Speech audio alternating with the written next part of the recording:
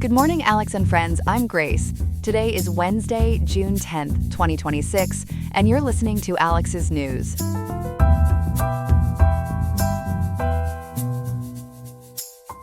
Expect a hot day in Riverside with a high of 92.6 degrees and a low of 63.9. Since temperatures are climbing, remember to keep water close by and avoid strenuous activity during the heat of the afternoon. In today's episode, we will examine how recent military escalations between the United States and Iran have complicated the path toward peace negotiations. We will also investigate the economic challenges facing households across the country, focusing on why nearly half of American families are struggling to afford the cost of basic necessities. We have plenty of other important stories to get to as well. All of this and more on today's episode of Alex's News. Stay tuned. Good morning. The clash between the United States and Iran has hit its most dangerous point since the April ceasefire, and peace talks in Pakistan are now on ice. For the latest, we're joined by our reporter Ethan. Ethan, set the scene for us. Good morning, Grace. As of today, June 10th, 2026, we're seeing a rapid-fire exchange of strikes and counterstrikes rippling across the Middle East.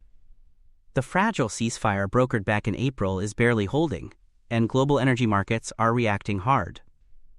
What's most striking is how quickly a single incident over the Strait of Hormuz 2 nights ago has unraveled months of cautious diplomacy. Negotiators in Islamabad now describe the moment as, quote, a critically fragile impasse, end quote. So what was that incident? Walk us through how this all started. It began Monday night, June 8th, just 2 days ago, when a U.S. Army AH-64 Apache attack helicopter went down in the waters off the coast of Oman, near the Strait of Hormuz. Both crew members survived, and according to France 24 and U.S. Central Command, the rescue itself was historic. An uncrewed surface vessel, a 24-foot Corsair drone boat built by Saronic Technologies and operated by the Navy's Task Force 59, reached the aviators within 2 hours. They were then transferred to a manned helicopter, and President Donald Trump confirmed both were safe and uninjured. A drone boat pulling off the rescue, that's remarkable, but how the helicopter actually went down is in dispute, right? That's exactly the flashpoint, Grace. President Trump, posting on Truth Social and in meetings with House Speaker Mike Johnson, has insisted the Apache was, quote, shot down, end quote, by an Iranian drone. But CBS News and the Associated Press report that, while the Apache did collide with an Iranian Shahed drone, U.S. military investigators have not yet released forensic evidence, proving it was a deliberate kamikaze attack rather than an accidental encounter. That distinction matters enormously because it changes whether this was an act of war or a tragic mid-air collision. And there's also a dispute about what that helicopter was even doing out there. Right. CENTCOM and the BBC have called it a, quote, routine patrol, end quote, but defense analysts at the aviationist and military.com point out these Apaches are the main aircraft enforcing the naval blockade on Iranian crude oil shipments. That blockade started on April 13th. Iranian Foreign Minister Abbas Araghchi has cited it as an act of, quote, economic war, end quote. He argues that under UN Resolution 3314, the blockade itself is an act of aggression, which in Tehran's view turns American forces into legitimate targets. That's a pretty aggressive legal framing from Iran. So how did Washington respond? On Tuesday evening, June 9th, President Trump ordered what he called a, quote, proportional response, end quote. According to the BBC and France 24, U.S. Air Force and Navy fighter jets launched precision strikes starting around 5 p.m. Eastern Time. The Pentagon dubbed this Operation Warning Shot, and it focused on degrading Iran's ability to operate drones in the Gulf. It was a deliberate, telegraphed move, but the targets were unmistakably significant. Where exactly did those strikes land? They hit air defense systems, ground control stations, and surveillance radar sites near the Strait of Hormuz. Specifically, the coastal cities of Jask and Sirak were struck, as well as Qishm Island. CENTCOM says it successfully degraded Iranian drone operating capabilities. But the semi-official Mehr News Agency reports the strikes also damaged civilian infrastructure, including a telecommunications tower and 2 water tanks that supplied drinking water to 20,000 people. And those civilian damage claims are clearly fueling Iran's response. They are. In the early hours of Wednesday, today, the Islamic Revolutionary Guard Corps launched a coordinated retaliation against U.S. military installations in 3 neighboring countries. According to NPR and the BBC, the IRGC claims it targeted 21 sites in a single wave. This was the broadest Iranian strike package we've seen since the April ceasefire, and it deliberately spread risk across the region rather than concentrating on one country. Let's go through those 3 countries. Start with Bahrain. In Bahrain, Iran launched drone and missile attacks aimed at the U.S. Navy's 5th Fleet headquarters. Local authorities issued air raid alerts overnight, and residents reported hearing interceptors. U.S. officials say every incoming threat was intercepted, with no damage reported to fleet assets. Still, the symbolism of striking at 5th Fleet headquarters is enormous, because it's the central hub of American naval power in the Gulf. And what happened in Kuwait? Kuwait's Ali Al Salem Air Base, which hosts American forces, was targeted by drone swarms. The Kuwaiti army confirmed it intercepted the attack and described only, quote, minor debris, end quote, on the airfield. No casualties were reported. That's significant because Kuwait has long tried to stay outside the direct line of fire in these confrontations, and now it's been pulled in whether it wants to be or not. And Jordan was the 3rd target. Yes, and arguably the most provocative. 5 long-range missiles were fired at the Al Azraq Air Base, also known as Muwafaq Salti Air Base, which houses American F-35 fighter jets. The Jordanian military, as reported by NPR, shot down all 5 missiles, and officials said falling shrapnel caused no casualties. But targeting F-35s on Jordanian soil is a major escalation, because Jordan is one of America's closest Arab partners. Iran is claiming significant success, though. How is the Pentagon pushing back? The IRGC, via state media outlet IRNA, claims 70% of their targets were hit. The Pentagon has flatly dismissed those claims as, quote, misinformation, end quote, maintaining there were no U.S. casualties and no significant structural damage. So we have 2 completely incompatible narratives running in parallel. That information war is almost as important as the kinetic one, because it shapes how each side's public sees the conflict. Now, all of this is happening while peace talks were supposedly close to a breakthrough. Tell us about Islamabad. That's the heartbreaking part of this story, Grace. The so-called Islamabad Accord, mediated by Pakistani Prime Minister Shehbaz Sharif and Field Marshal Asim Munir, was reportedly nearing the finish line. Just hours before the U.S. strikes, President Trump told journalists a, quote, very, very good deal, end quote, was in its, quote, final throes, end quote, and could be signed within 2 to 3 days. Now those talks have effectively stalled. What were the main sticking points in those negotiations? According to reports synthesized by United Against Nuclear Iran and France 24, there were 3 big ones. First, the uranium issue. The U.S. demands the total removal of Iran's stockpile of highly enriched uranium above 20%, while Iran, through negotiator Mohammad Bashir Kalibaf, has offered only to dilute the stockpile down to 5% under IAEA supervision. That gap is technical but enormous. And the economic side? Tehran is demanding the immediate release of $120 billion in frozen assets, plus relief from energy and banking sanctions. President Trump has rejected releasing any assets before a final agreement is signed. And then there's the blockade itself. Iran wants it lifted immediately, but the U.S. insists the blockade is its primary leverage to secure a 20-year freeze on Iranian enrichment activities. So you have leverage on one side and humiliation on the other. Let's widen the lens. How does this fit into the broader regional picture? This flare-up is inextricably linked to the broader 2026 Iran war that began on February 28th. Recent Israeli strikes in southern Lebanon against Hezbollah are complicating things further because Tehran has warned that Israeli aggression will trigger additional retaliatory waves. France 24 reports the Lebanese army has deployed to the Christian quarter of Tyre to prevent further Israeli attacks after the Israeli military issued evacuation warnings for the area.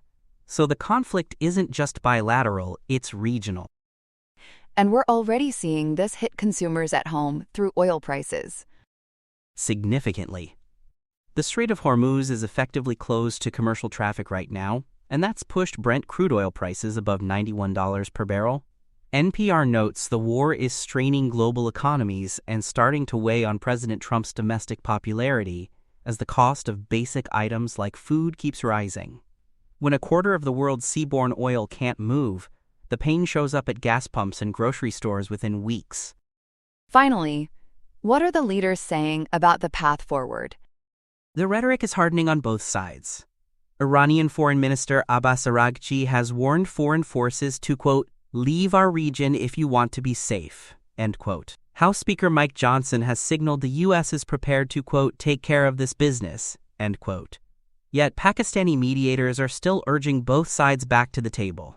Whether that fragile diplomatic thread can survive another 24 hours of strikes is the open question this morning. A truly dangerous moment to be watching. Ethan, thank you for breaking it all down for us. Welcome back. Our next story this morning takes a hard look at what researchers are calling an affordability crisis hiding in plain sight. New reports suggest nearly half of American families can't actually cover the basics. For more on what's driving this, we're joined by our economics reporter, Chloe. Chloe, good morning.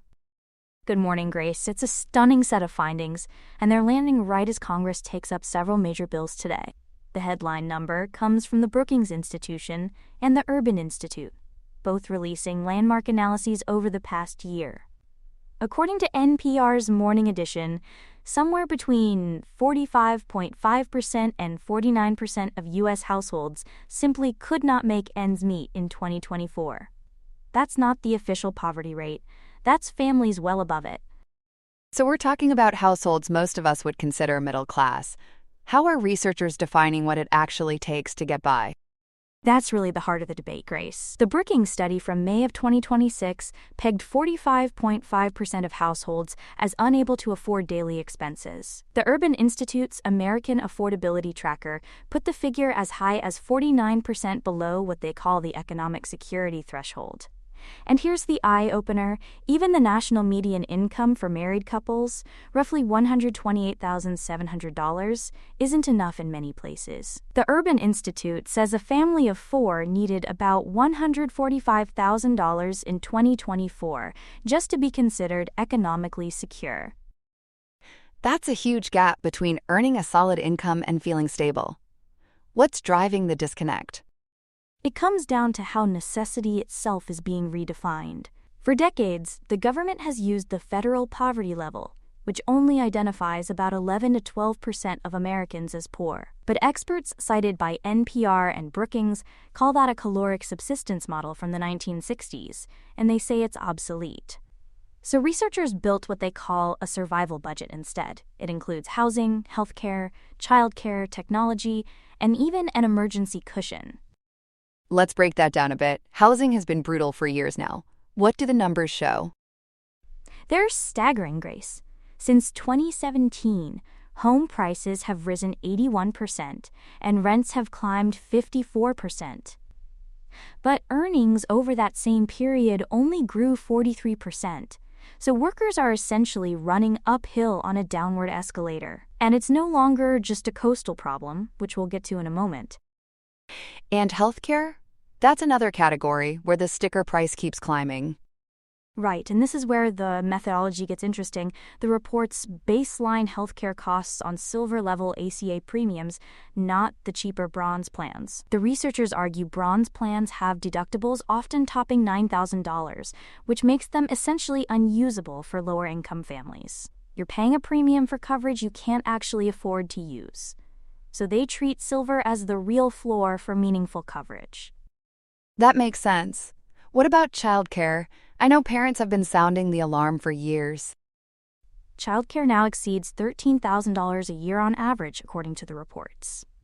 And over the last 2 decades, those costs have grown at twice the rate of median earnings.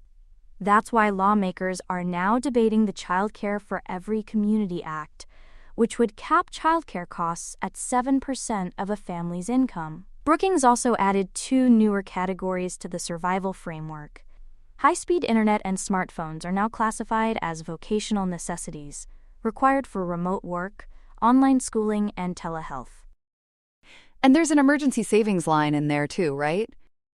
Yes, and this is one of the most debated additions. The 2026 methodology includes a 10% contingency fund. The argument is straightforward.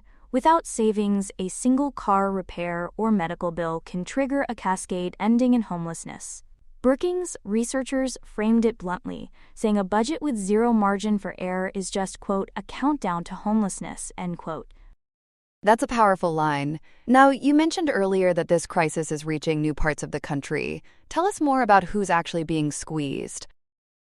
The reports highlight a population researchers call ALICE, which stands for Asset Limited, Income Constrained, Employed.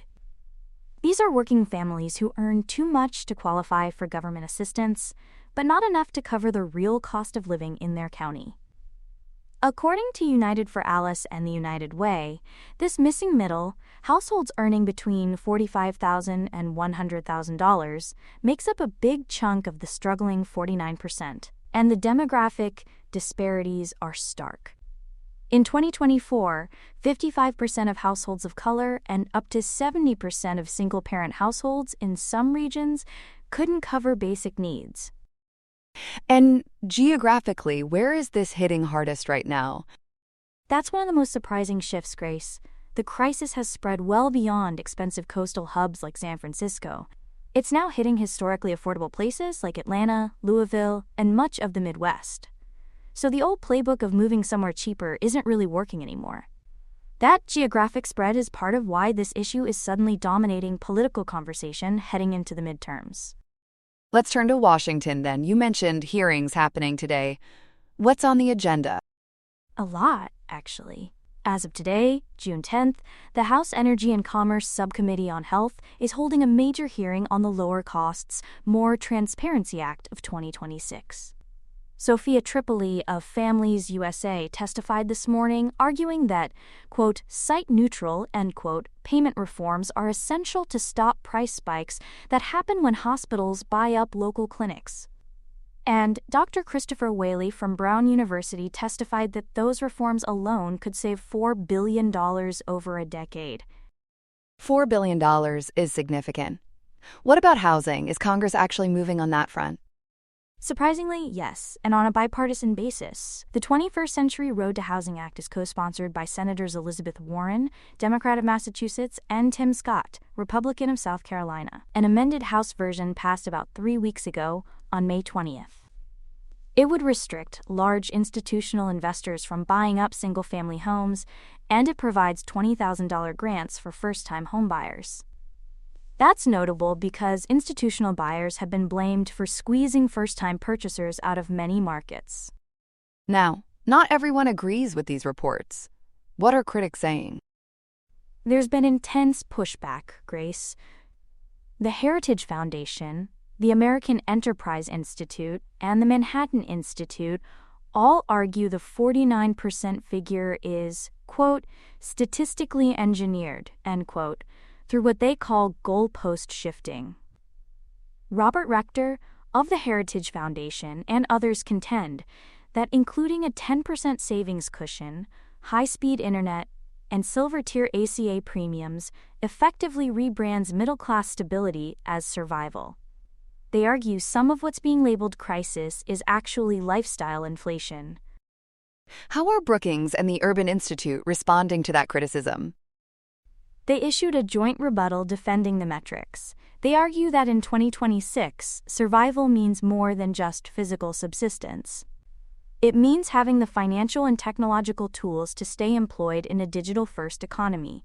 They redefine survival as, quote, resilience against insolvency, end quote. Their point is that without internet access or any savings buffer, you're not actually stable. You're one bad week away from collapse. It really comes down to whether you think those items are needs or wants. Big picture, how does this fit with the broader economy, which has otherwise looked fairly strong? That's the paradox at the center of this story. Real median household income returned to its pre-pandemic peak in 2024 at $83,730. So on paper, Americans are earning more than ever, but the survival budget for a family of 4 now runs between $75,000 and $90,000. That means even households with historically middle-class incomes are sitting right at the financial brink. And politically, this seems to be reshaping the conversation heading into November. It really is, Grace. The affordability crisis has essentially superseded general inflation as the dominant economic issue. Voters aren't just asking whether prices are rising. They're asking whether a normal job can still buy a normal life. The legislative battles over healthcare transparency, housing supply, and childcare subsidies all reflect a deeper shift. Lawmakers are starting to redefine what economic security even means in the post-pandemic era. Fascinating reporting and clearly a story we'll be following through the summer and into the election. Chloe, thank you so much for breaking it all down for us. My pleasure, Grace. Always good to be with you. That's our economics reporter, Chloe. We'll be right back after this. Here are some other headlines. The House of Representatives has moved the needle with a narrow 214 to 212 vote to pass the Secure America Act. This $70 billion reconciliation bill is a real borderline victory for the administration, securing a cash flow for immigration and customs enforcement and customs and border protection through the end of 2029. By taking the reconciliation route to hurdle over a Senate filibuster, Republicans have effectively fenced off Democratic attempts to impose enforcement reforms. The move ends a 4-month funding lapse that left the Department of Homeland Security out in the cold during a partial shutdown triggered by a standoff over federal enforcement deaths. Speaker Mike Johnson and Secretary Markwayne Mullin are hailing the victory, which allocates $38 billion to ICE and $26 billion to CBP. With the president's signature expected any moment, immigration agencies are preparing for an immediate surge in resources, though critics worry the no-strings-attached funding might be a bridge too far. Turning to a story that is struggling to stay level, Senator Tim Sheehy is facing turbulent questions about his legislative priorities. An investigation reveals the Montana Republican pushed to scrap rigorous Forest Service airworthiness inspections for firefighting aircraft while holding a $15 million stake in the industry. It appears his efforts to ground these safety checks, known as carding, came the very same month a plane from his former company, Bridger Aerospace, failed an inspection due to a wing crack. While Sheehy argues that Forest Service oversight is simply a redundant barrier that should be streamlined, others fear that removing these independent checks could cause maintenance standards to take a nosedive. It is a plain conflict of interest for a man with such a high stake in the game to be tinkering with the rules of the sky. In the world of big energy, a Texas-based startup has found a very slick way to revitalize its fortunes. Reliance Industries, led by Indian billionaire Mukesh Ambani, has poured at least $100 million into America First Refining, a company secretly backed by Donald Trump Jr. This massive investment served as the high-octane fuel needed to restart a project that had been stalled for over a decade. Coincidentally, this financial boost arrived just as the administration shifted its foreign policy, easing tariffs on the Ambani business empire and granting lucrative licenses for Russian and Venezuelan oil. This development follows a high-profile meeting in Jamnagar, India, where the families celebrated their ties. House Democrats are now looking to drill down into these deals to see if private equity is unfairly refining federal policy. Order in the court is being tested in Georgia, where things have become a bit too romantic.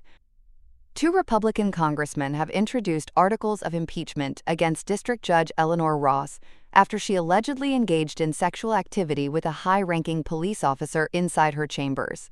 The resolution suggests she was courting trouble by lying to investigators and attending partisan political events, failing to keep the bench above board. This rare move toward impeachment shows that when it comes to judicial conduct, the House is tired of judging from the sidelines and is ready to make a firm ruling on accountability. Finally, a conflict in Iran has led to a growing problem for the world's dinner tables. The closure of the Strait of Hormuz has halted nearly 30% of the global fertilizer trade, causing urea prices to skyrocket by 45%. This is no small pile of trouble, As the United Nations warns, the shortage could push 45 million people into acute hunger. As farmers struggle to spread the wealth of nutrients on their crops, the resulting production shock is expected to leave global food security in the weeds through 2027. That's all we have for now. Today's episode was made by Alexander King with Claude Opus 4.6, Gemini Pro 3.1, Gemini Flash 3, and Google Cloud Text-to-Speech. I hope you have a great day. I'll see you tomorrow, Alex.